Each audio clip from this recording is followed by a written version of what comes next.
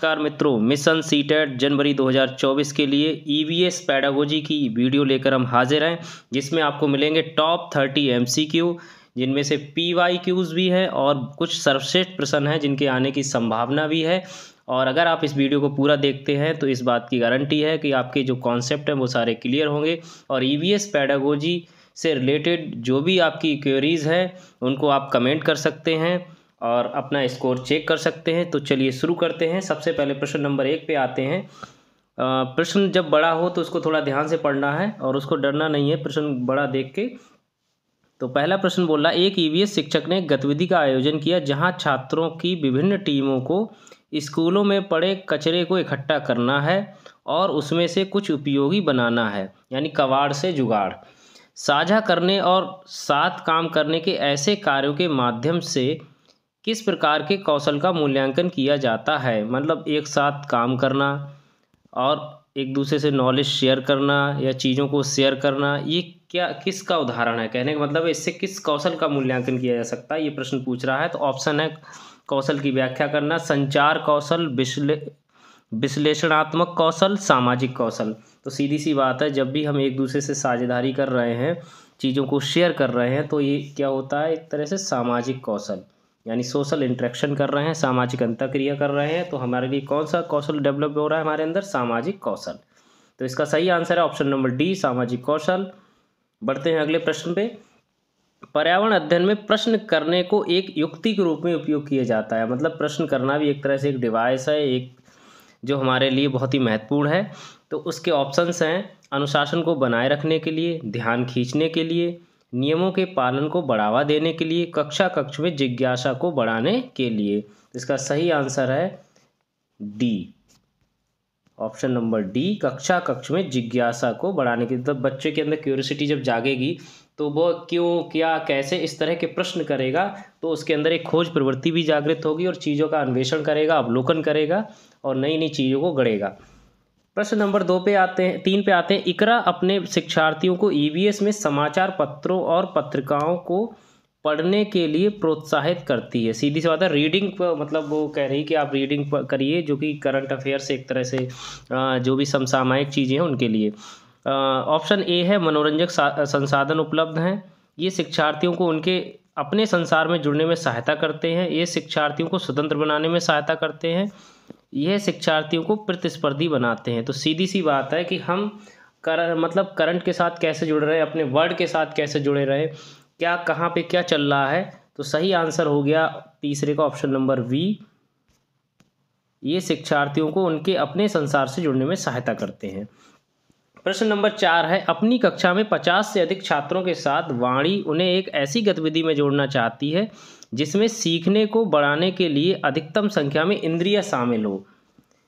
ये बात ध्यान रख लीजिए, यहाँ पे अंडरलाइन कर लीजिए, इंद्रियां शामिल है, मतलब अधिकतम कार्य हम जो कर रहे हैं अपने शरीर के द्वारा, छू कर, देख कर, सुनकर, इस तरह हमारी सारी इंद्रियां उसमें शामिल हैं। निम्न में से कौन सा क्रियाकलाप उपरोक्त कार्य के लिए ठीक होगा? ऑप्शंस हैं आपके, कौशल के प्रदर्शन के लिए समुदाय से संदर्भ व्यक्ति को आमंत्रित करना, ऑप्शन बी है समूह चर्चा को प्रोत्साहित करना, ऑप्शन सी है उचित एवी साधन के लिए स्मार्ट कक्षा का उपयोग करना, ऑप्शन डी है नज़दीक के स्थान के लिए क्षेत्र भ्रमण का आयोजन करना। तो देखिए, संदर्भ व्यक्ति को सिर्फ आमंत्रण करने से आपकी इंद्रियों का उपयोग नहीं हुआ, समूह चर्चा प्रोत्साहित कर दी तो इसमें आपके लिए कुछ ही इंद्रियां आपकी काम करेंगी, और उचित एवी साधन के लिए ये भी मान लीजिए ऑडियो विजुअल जो भी है ऐड हैं आपके, उनसे भी इतना काम नहीं चलना है। मेन जो चीज़ है वो क्या है, एनवायरनमेंट में सबसे बड़ी चीज़ आपको ध्यान रखिए, किसी भी क्षेत्र का भ्रमण करना, ये बहुत इंपॉर्टेंट है। वहाँ की नॉलेज प्राप्त करना, वहाँ चीज़ों को छू कर देखना और उनके बारे में डिस्कस करना, उनके हिस्ट्री को पहचानना, ये सारी चीज़ें आपके लिए एनवायरनमेंट में महत्वपूर्ण है। प्रश्न नंबर 5 है, मुस्कान ने परिवहन में डीजल वाहनों का उपयोग निषिद्ध होना चाहिए विषय पर एक वाद विवाद का आयोजन किया। यानी टॉपिक क्या था? परिवहन में डीजल वाहनों का उपयोग निषिद्ध होना चाहिए। मुस्कान के द्वारा इस विषय पर कक्षा में वाद विवाद के आयोजन का उद्देश्य क्या है? तो पहला ऑप्शन है, वह पूरी तरह से परिवहन में डीजल वाहनों पर प्रतिबंध लगाने की आवश्यकता पर छात्रों को संवेदनशील बनाना चाहती है। यह छात्रों के विचार को जानने और उन्हें सही करने में मदद करेगा।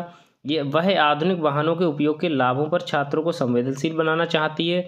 वह इस मुद्दे पर छात्रों को कई दृष्टिकोणों की सराहना करने में मदद करता है। तो मेन चीज़ उसका उद्देश्य ये है कि वह बच्चों को डीजल वाहन जब प्रतिबंध लगाना है तो उस पर उनको कितना वो सेंसिटिव है, कितने संवेदनशील है, इस बारे में वो जागृत उनको कर रही है वाद विवाद के माध्यम से। इसका ऑप्शन हो गया ए सही। क्वेश्चन नंबर 6 है, कक्षा 5 के समय आमतौर पर अपना दिया हुआ कक्षा का कार्य नहीं करते हैं। मुद्दे को हल करने का सबसे अच्छा उपाय हो सकता है उसकी कठिनाई का पता लगाने और उसके अनुसार कक्षा कार्य को समायोजित करने के लिए उससे बात करें। किसी दूसरे बच्चे को उसकी कक्षा के कार्य को पूरा करने में मदद करें।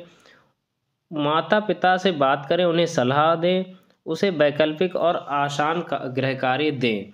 तो देखिए इसमें तो आपको पहले ही दिख रहा है कि उसे वैकल्पिक और आसान कार्य देने से काम नहीं चलेगा। माता पिता से बात करके सिर्फ सलाह देने से काम नहीं चलेगा। किसी दूसरे बच्चे को उसकी कक्षा के कार्य को पूरा करने में मदद करे, इससे भी काम नहीं चलेगा। तो काम क्या चलना है, हमें जड़ तक पहुंचना है कि उसकी कठिनाई का पता लगाएं, कहाँ पे क्या गलती कर रहा है या कहाँ पे उसको हमारी ज़रूरत है, हम उसको किस तरह की शिक्षण विधि का इस्तेमाल करें, कक्षा का प्रबंधन उसके हिसाब से किस तरह करें, यानी कक्षा कार्य को समायोजित करने के लिए उससे बात करें, उसकी कठिनाई का पता लगाने और उसके अनुसार कक्षा कार्य को समायोजित करने के लिए उससे बात करें। तो छठे का ऑप्शन नंबर ए ठीक है। प्रश्न नंबर 7 पे आते हैं, निम्नलिखित में से क्या रचनात्मक आकलन के संबंध में सही नहीं है। सही नहीं है नेगेटिव स्टेटमेंट है, तो इस चीज़ को अंडरलाइन कर ले। आगे बढ़े ऑप्शन पे, रिपोर्ट कार्ड के प्रत्येक तिमाही में इसकी सूचना दी जानी है। ऑप्शन बी है, अधिगम को सुदृढ़ करने के लिए यह अध्यापक को समय पर कार्रवाई करने में मदद करता है। इसको छात्र की प्रगति की निगरानी करनी है। बच्चे के सीखने की कोई भी जानकारी रचनात्मक आकलन में मदद कर सकती है। तो इसमें ये दिया है कि कौन सा सही नहीं है, तो आपको ये बताना है।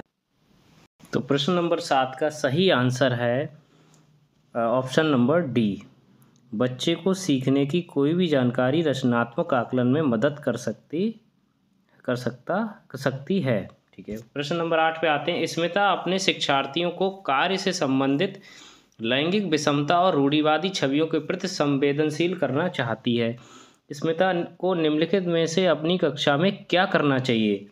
ऑप्शंस हैं आपके, रूढ़िवादी मॉडलों को छात्रों को प्रस्तुत करें, विभिन्न प्रकार के कार्यों के फ्लैश कार्ड दिखाए, केवल लड़कों से प्रतिदिन कक्षा को साफ करने के लिए कहे, एक छात्र की मां को कक्षा में आमंत्रित करें जो ऑटो चालक है।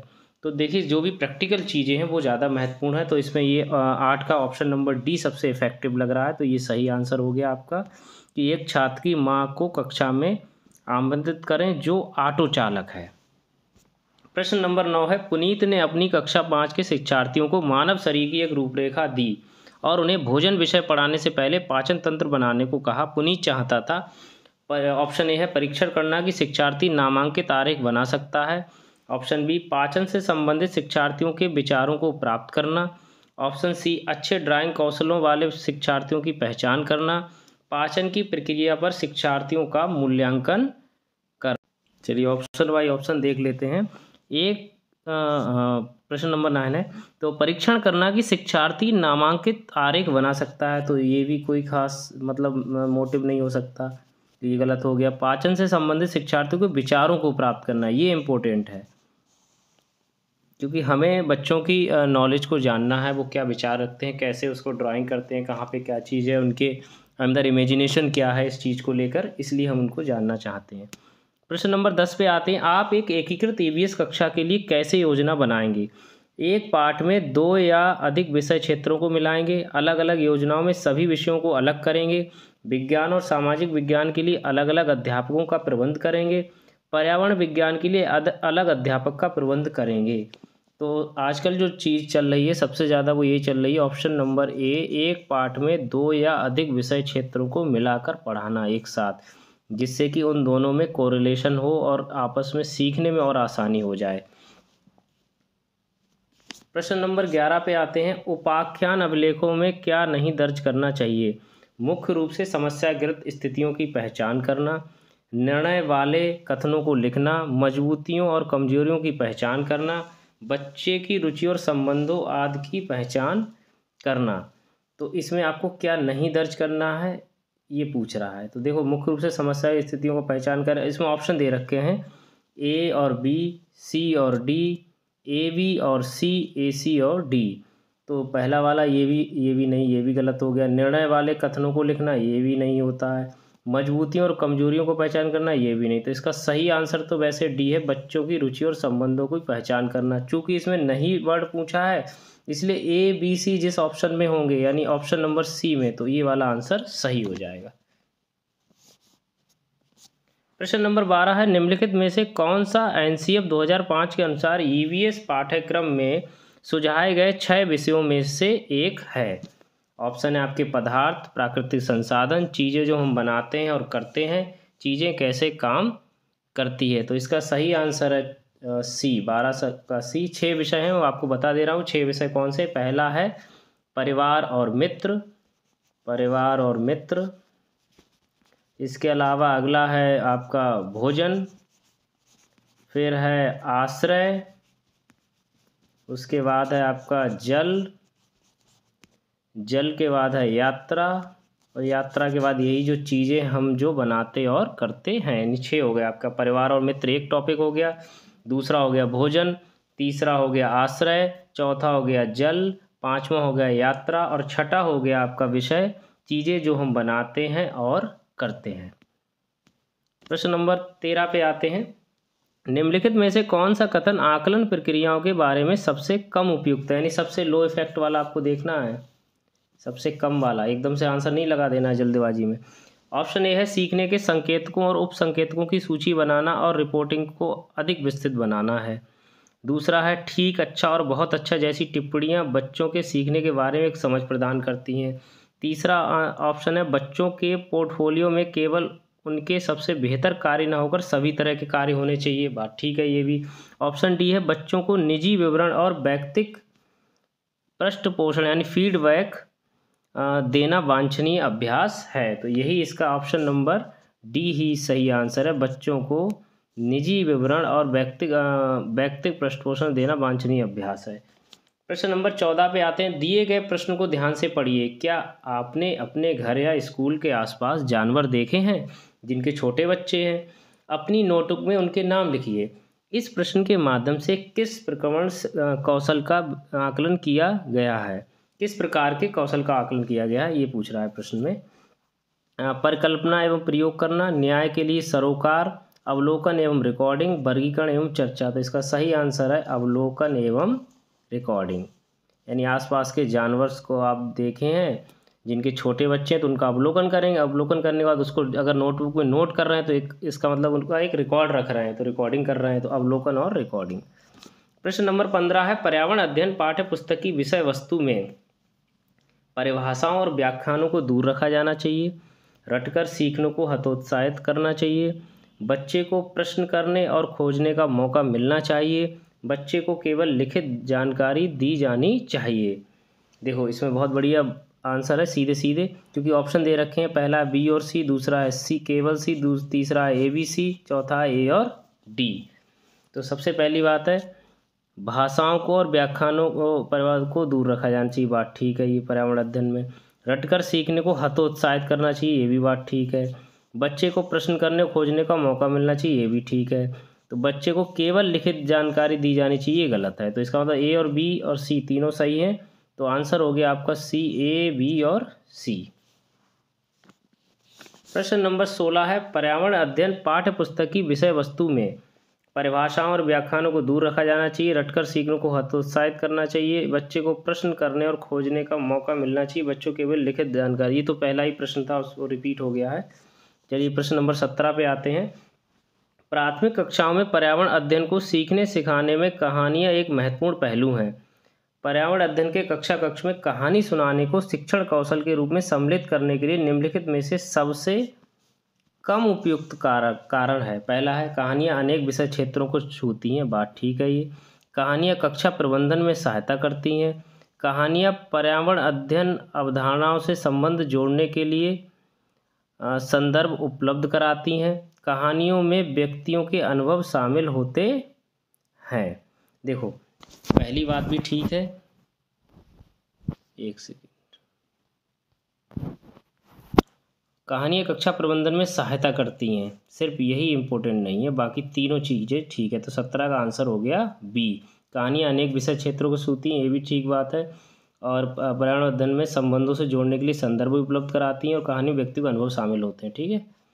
प्रश्न नंबर 18, ईशु एक सप्ताह के लिए मौसम की रिपोर्ट एकत्र करने का एक व्यक्तिगत कार्य दिया गया ईशु को। नीचे दिए गए आकलन संकेतकों से पहचाने ईशु कहाँ गलत हो गई। वह निष्कर्ष निकालती कि आर्द्रता में कमी से वर्षा की संभावना बढ़ जाती है। पहली बात तो आपका आंसर यही मिल गया, नीचे का ऑप्शन देखने की ज़रूरत नहीं है, क्योंकि आर्द्रता में कमी से वर्षा की संभावना बढ़ती नहीं, जबकि इसका उल्टा होता है। यानी आर्द्रता जितनी ज़्यादा होगी वर्षा होने की संभावना उतनी ही ज़्यादा होगी। जैसे जैसे आपकी आर्द्रता बढ़ेगी वर्षा होने की संभावना उतनी ही ज़्यादा होगी। तो यहाँ पे बाकी के ऑप्शन पढ़ने की आवश्यकता नहीं है। प्रश्न नंबर 19 पे आते हैं। प्रश्न नंबर 19 है, पर्यावरण अध्ययन की कक्षा में अवधारणाओं को स्पष्ट करने के लिए कविताओं और कहानी कथन का प्रयोग करना। यानी कविताएं और कहानी कथन क्यों प्रयोग किया जाता है, ये पूछ रहे हैं।